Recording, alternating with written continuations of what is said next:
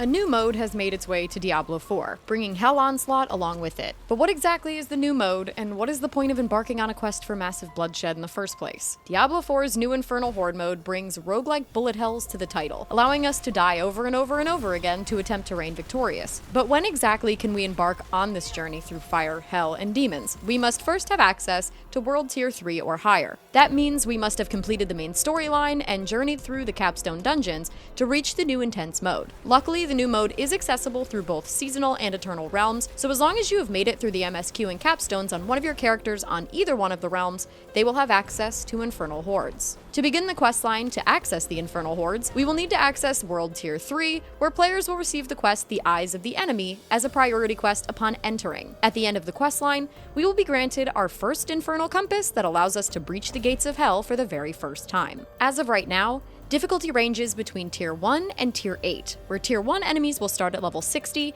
and Tier 8 enemies will jump all the way up to 200. Each tier will increase the enemy's level by 20, and the higher the tier, the more waves of enemies to slay, capping out at 10 waves max. Tier 9 and 10 will be coming at a later date. Infernal offers will become available after each wave ends, as long as we survive, of course. We can then choose between 3 random boons and banes. These temptations will change the intensity of the hordes to spice things up and earn us even greater rewards for completing the waves. Infernal offers do stack though for the entire run, so be sure to choose wisely, as becoming overwhelmed and ramping the difficulty up too high can be the difference between life and death within the realm of hatred. At the end of the insane 60-second long waves of carnage, we will go head to head with the corrupted priests known as the Fell Council to try and score some big loot. When we get to see the council will depend on what tier we are on. For example, Tier 1 has a total of 6 waves of enemies before we meet the council, whereas Tier 8 will have 10 waves to complete before we get to meet the final bosses. Burning Aether will drop throughout the entire run as well, leaving us with the ability to spend the currency at the end of the run for even more bolstered loot. After the council has been defeated,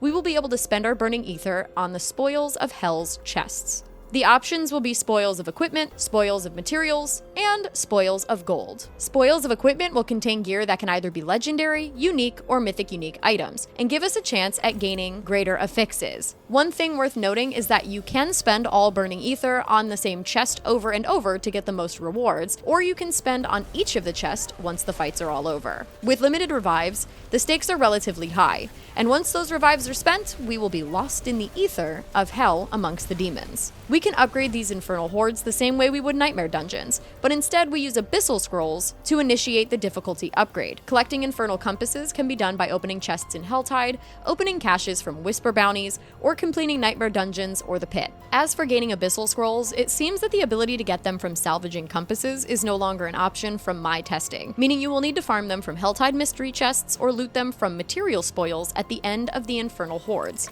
The drop rate is not 100%, so be warned. That's going to do it for this guide on Diablo 4's Infernal Horde mode.